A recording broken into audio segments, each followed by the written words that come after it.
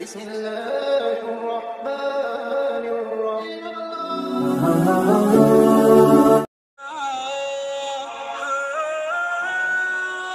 معتمد کا زمانہ سن 256 ہجری سے 289 ہجری تک ہے۔ اب مہتدی کے بعد معتمد پائے تخت پر بیٹھا۔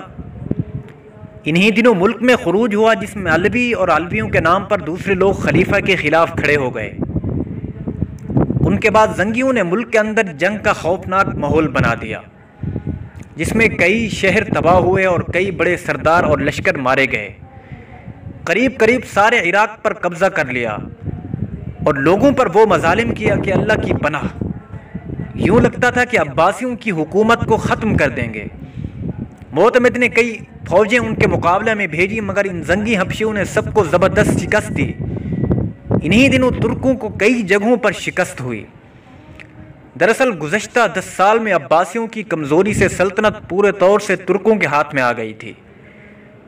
حکومت کا آنا تھا کہ خود ان لوگوں میں جھگڑے شروع ہو گئے اور یہ کمزور ہونے لگے۔ یوں عاجز ہو کر انہوں نے معتمد سے کہا کہ وہ اپنے بھائی موفق کو فوج کا سردار بنا دے اور ہماری جان اس سے چھڑا دے۔ اس طرح موفق سپہ سالار بن گیا اور ترکوں کا زور ٹوٹ گیا۔ لیکن اس وقت ایک اور مشکل آ گئی، وہ یہ کہ خود موفق سلطنت پر چھا گیا اور ترکوں والا طریقہ اپنا لیا۔ خاص کر جب موفق نے دیکھا کہ زنگی سارا ملک ویران کر رہے ہیں تو خود ان کے مقابلہ کے لیے نکلا اور کئی برسوں کی لڑائی کے بعد ان ظالموں کا خاتمہ کر دیا۔ مگر اب وہ حکومت پر یوں حاوی ہو چکا تھا کہ خلیفہ معتمد کا صرف نام باقی رہ گیا تھا۔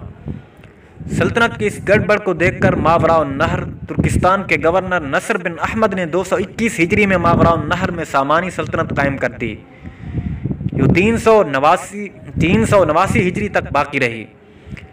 حبشیوں کے علاوہ اسماعیلی، باطنی اور کرامتی کئی اور فرقے پیدا ہوئے جو آگے چل کر مسلمانوں کے لیے بڑی مصیبت بن گئے۔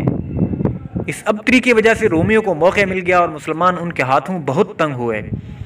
اب خلافت کی حالت انتہائی کمزور ہو چکی تھی، تمام بری چیزوں کا رواج ہو گیا تھا۔ اسی طرح بسیار خوری سے معتمد کو ہیضہ ہو گیا اور وہ مر گیا۔